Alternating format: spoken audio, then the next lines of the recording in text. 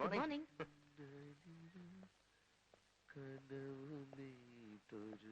കൽപ്പിത കഥയിലെ വിജയ, എടാ ഡോക്ടർ നിന്നോട് വീട്ടിൽ പൊയ്ക്കോളാൻ പറഞ്ഞിട്ട് നീ എന്താ പോകാതിരിക്കുന്നത്? ഞാൻ ഡോക്ടറോട് ചോദിച്ചല്ലോ, നമുക്ക് പോവാല്ലേ? എടാ പോകാമോന്ന്. നിനക്കും ഡോക്ടർക്കും അറിയില്ലല്ലോ എന്റെ വേദന. അതെന്താ ഡോക്ടർക്ക് അറിയാൻ പാടില്ലാത്തൊരു വേദന? നീ എന്തിനാ ഇപ്പൊ ഇങ്ങോട്ട് വന്നത്? ഞാൻ കുറച്ചു ദിവസം ഇവിടെ മനസമാധാനമായിട്ട് കഴിഞ്ഞോട്ടെ. നീ ഒന്ന് പോയേ. എടാ നിന്റെ കാര്യങ്ങൾ നോക്കാൻ. പ്ലീസ്, എന്റെ കാര്യങ്ങൾ ഞാൻ തന്നെ നോക്കിക്കോളാം. എന്നാലും നിന്നോട് പോകാനാ പറഞ്ഞത്. വിജയ പോടാ. എന്താ ഇവിടെ ഒച്ച വയ്ക്കുന്നത്?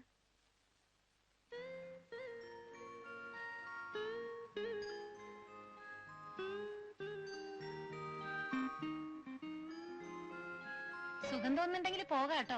ഞാനും അത് തന്നെ പറയുകയായിരുന്നു. ഞാൻ പേഷ്യന്റിന്റെ ഫ്രണ്ടാണ്, ഡിയറസ്റ്റ് ഫ്രണ്ടാണ് രാംദാസ്. ഹലോ. ഞങ്ങൾ തമ്മിൽ പരിചയമുണ്ടെന്ന് മാത്രമേ ഉള്ളൂ. കേരളത്തിൽ സിസ്റ്ററിന്റെ നാട് എവിടെയാണ്? നിനക്ക് എവിടെയോ അത്യാവശ്യമായിട്ട് പോകാനുണ്ടെന്നല്ലേ പറഞ്ഞത്? എന്ത് അത്യാവശ്യം? സിസ്റ്റർ അമേരിക്കയിൽ വന്നിട്ട് എത്ര നാളായി? നിനക്ക് ഒരാളെ കാണാൻ എന്നോട് പറഞ്ഞില്ലേ? അല്ല പിന്നെ കണ്ടൂടെ? സിസ്റ്റർ നിന്നോട് പോകാനാ പറഞ്ഞത്. ഞാൻ പോയിട്ട് പിന്നെ എപ്പോഴാ വരേണ്ടത്? നീ ഇങ്ങോട്ട് വരികയും വേണ്ട, എനിക്ക് നിന്നെ കാണും വേണ്ട. എന്താ ഇത്? പോടാ.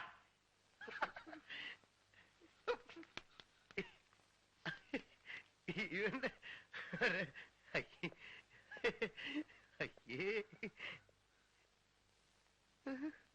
മിസ്റ്റർ വിജയന്റെ ഫ്രണ്ട് അല്ലേ അത്? വിശ്വസിക്കാൻ കൊള്ളാത്തവനാ. എന്നുവെച്ചാ വീട്, കുടുംബം, ഭാര്യ, കുട്ടികള്, ഇങ്ങനെ ഒരു വിചാരമില്ലാതെ നടക്കുന്നവനാ. ഭാര്യയും കുട്ടികളൊക്കെ ഉണ്ടോ? പക്ഷെ കണ്ട അത്രയും പ്രായം തോന്നില്ലല്ലോ. കൊള്ളാം. അവന്റെ മൂത്ത മകള് SLC തോറ്റു നിൽക്കുക. ഓഹോ. അപ്പോഴേ പോയിട്ട് എപ്പോഴാ വരിക? എന്തേ? ഒന്നുമില്ല. ബർത്ത്ഡേ 23-നാന്നല്ലേ പറഞ്ഞത്? ആ, നല്ല ഓർമ്മശക്തിയാണല്ലോ.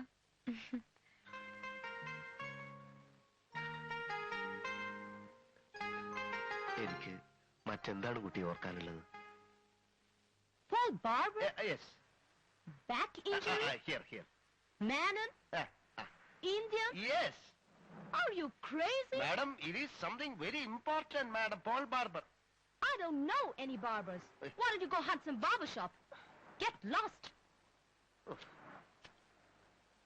അവരെന്തിനാ ചൂടായത്? എന്ത് ചെയ്യാനാ സിസ്റ്ററെ, ഒരുപാട് സഹിക്കുകയും പൊറുക്കുകയൊക്കെ വേണം. എന്റെ ജോലി എങ്ങനെ ആയി പോയില്ലേ? മനസ്സിലായില്ല. ചിലപ്പോ വെടി, ചിലപ്പോ ഇടി. 24 മണിക്കൂറും ഡ്യൂട്ടി. സിസ്റ്റർക്ക് എന്നെ സഹായിക്കാൻ പറ്റും. എനിക്കൊന്നും പിടികിട്ടുന്നില്ല. മുതുകിന് താഴെ ഒരു മുറിവുമായി ആഴ്ചകൾക്ക് മുൻപ് ഒരു മലയാളി ഇവിടെ ചികിത്സിക്കാൻ വന്നിട്ടുണ്ടോ എന്ന് എനിക്കറിയണം. എന്താ കാര്യം? സിസ്റ്റർ രഹസ്യങ്ങൾ പുറത്തുവിടുന്ന ടൈപ്പ് അല്ല എന്ന് എനിക്ക് തോന്നുന്നുകൊണ്ട് ഞാൻ പറയുകയാണ്. ഒരു രാഷ്ട്രത്തിന്റെ രഹസ്യമാണ് ഞാൻ പുറത്തുവിടാൻ പോകുന്നതെന്ന് ഓർക്കണം. അയ്യോ, അത്രയും വലിയ രഹസ്യമൊന്നും താങ്ങാനുള്ള കെൽപ്പ് എനിക്കില്ല. താങ്ങണം, താങ്ങിയേ പറ്റൂ. കാരണം സിസ്റ്ററുടെ സഹകരണം എനിക്ക് ആവശ്യമാണ്. ഞാൻ ഇന്ത്യയിൽ നിന്ന് വന്ന വലിയൊരു CID ആണ്. CID രാംദാസ്. അപ്പോ ഇന്ത്യയിലുള്ള CIDകൾ കൂട്ടത്തോടെ അമേരിക്കയിലേക്ക് പോന്നിരിക്കുകയാണോ? കൂട്ടത്തോടെയോ? അതെ, നിങ്ങളുടെ ഫ്രണ്ട് ഉണ്ടല്ലോ, മൂപ്പര് പറഞ്ഞത് പുള്ളിയും CID ആണെന്നാ. ഓഹോ, അവൻ അങ്ങനെ പറഞ്ഞോ? എന്താ, നുണയാണോ? അല്ല, അതിപ്പോ പറഞ്ഞു തുടങ്ങിയാൽ വളരെ വളരെ പറയേണ്ടി വരും. കേക്കാം, എനിക്ക് വലിയ ധൃതിയൊന്നുമില്ല. വേണ്ട സിസ്റ്റർ, അവൻ സിസ്റ്ററിനോട് അങ്ങനെ പറഞ്ഞെങ്കിൽ ഞാൻ സത്യം തുറന്ന് പറയുന്നത് ശരിയല്ല. എന്തൊക്കെയായാലും അവൻ എന്റെ ഒരു ഫ്രണ്ടല്ലേ. കേസ് അന്വേഷണത്തിന് ഡിപ്പാർട്ട്മെന്റ് എന്നെ മാത്രമായിട്ടാണ് ഇങ്ങോട്ട് അയച്ചത്. ഉള്ളത് പറയണമല്ലോ, അവനും അവിടെ ചെറിയൊരു ജോലിക്കാരനാണ്. ഞാൻ അമേരിക്കയിൽ വരുന്നു എന്ന് അറിഞ്ഞത് മുതൽ അവൻ എന്റെ കാല് പിടിക്കാൻ തുടങ്ങി. അങ്ങനെ എന്റെ ചിലര സഹായത്തിനൊക്കെ ആയിട്ട് അവനെ ഞാൻ ഇങ്ങോട്ട് കൊണ്ടുവന്നതാണ്. പക്ഷേ അവൻ ഇവിടെ കിടപ്പിലായതോടുകൂടി എന്റെ കഞ്ഞുകൂടി മുട്ടി എന്ന് പറഞ്ഞാൽ മതി. ഭക്ഷണം ഉണ്ടാക്കാൻ ആളില്ലാതായി. കുറ്റം പറയരുതല്ലോ. ചോറാകട്ടെ, കറിയാകട്ടെ, അല്ലെങ്കിൽ കഞ്ഞിയാകട്ടെ, പയറാകട്ടെ, അവൻ എന്തുണ്ടാക്കിയാലും നല്ല രുചിയാ. ഞാനിതൊന്നും ശീലിച്ചിട്ടില്ല, അതാ ഇപ്പൊ കുടുങ്ങിയത്. ഭക്ഷണം ഉണ്ടാക്കാനും സഹായത്തിനൊക്കെ ആയിരുന്നെങ്കിൽ ഭാര്യയെ കൂടി കൊണ്ടുവരാറുന്നില്ലേ? ആരുടെ ഭാര്യ? വല്ലവരുടെയും ഭാര്യമാരെ അല്ല ഞാൻ ഉദ്ദേശിച്ചത്. പിന്നെ എന്റെ ഭാര്യയോ? ഞാനേ കല്യാണം കഴിച്ചിട്ടില്ല. എനിക്കങ്ങനെ വലിയ പ്രായമൊന്നുമില്ല. I am a bachelor. ചുമ്മാ. അയ്യോ, സത്യമായിട്ട് ഞാൻ ബാച്ചിലറാണ്. അപ്പോ SSLCക്ക് പഠിക്കുന്ന ഒരു മകളില്ലേ നിങ്ങൾക്ക്? സിസ്റ്റർ എന്തൊക്കെയായി പറയുന്നത്? ഇത് ഞാൻ പറഞ്ഞതല്ല, നിങ്ങളുടെ കൂട്ടുകാരൻ പറഞ്ഞതാ. എന്താ മകളുടെ പേര്? മകളുടെ പേര് വിശാലാക്ഷി, ഭാര്യയുടെ പേര് കമലാക്ഷി. മണ്ടം കേട്ട ആ മൂഷികൻ സിസ്റ്ററിനോട് എന്തിനിങ്ങനെയൊക്കെ പറഞ്ഞു? ഒരുപക്ഷെ മനുഷ്യന് വേദന കൂടുമ്പോ സമനില തെറ്റുമായിരിക്കും. സത്യമായിട്ടും സിസ്റ്ററെ ഞാൻ കെട്ടിയിട്ടില്ല. 1960 ഞാൻ ജനിച്ചത്. അപ്പൊ എന്റെ വയസ്സ് കൂട്ടിക്കൊള്ളൂ. I am B Com first class you know and he is only pre degree. പിന്നെ അയാൾ എന്തിനാ അങ്ങനെ പറഞ്ഞു? അത് ഞാൻ അവനോട് ചോദിക്കുന്നുണ്ട്. സിസ്റ്റർ ഇവിടെ എവിടാ താമസിക്കുന്നത്? എന്റെ പേര് സേതുലക്ഷ്മി എന്നാ. ഈ സേതുലക്ഷ്മി എന്ന് പേരുള്ളവര് അവരുടെ താമസ സ്ഥലം പറയാൻ പാടില്ല എന്നുണ്ടോ? അല്ല, സിസ്റ്റർ സിസ്റ്റർ എന്നുള്ള ഈ വിളി കുറയ്ക്കാന്ന് പറയായിരുന്നു. ഓ അങ്ങനെ. അപ്പോ സേതുലക്ഷ്മി കുട്ടി അല്ലേ?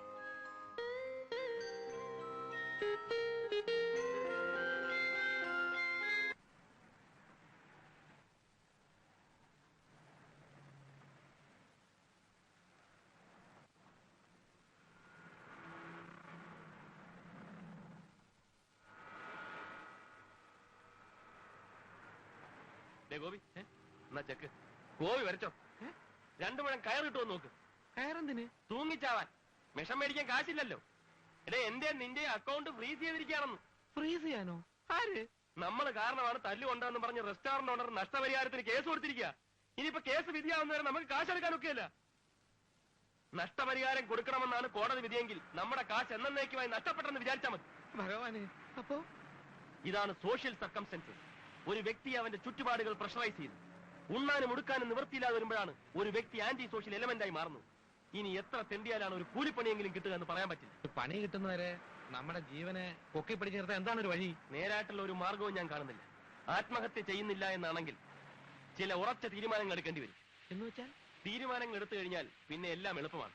നിനക്കറിയാലോ, ഈ രാജ്യം വളരെ വളരെ സമ്പന്നമാണ്. അതിന് എന്നാൽ പണത്തിന് വേണ്ടി ഏറ്റവും കൂടുതൽ ക്രൈം നടക്കുന്നതും ഇവിടെ തന്നെയാണ്. ക്രിമിനൽസിന് കുറെ കൂടി സംരക്ഷണം ഉണ്ടടാ. നീ പറയുന്നൊന്നും എനിക്ക് പിടികിട്ടുന്നില്ല. എടാ, പിടിച്ചു പറയും മോഷണമല്ലാതെ വേറെ മാർഗമില്ലെന്നാ ഞാൻ പറഞ്ഞു വരുന്നത്. അയ്യോ, അതേടാ, the last resort of A counter. Surendra,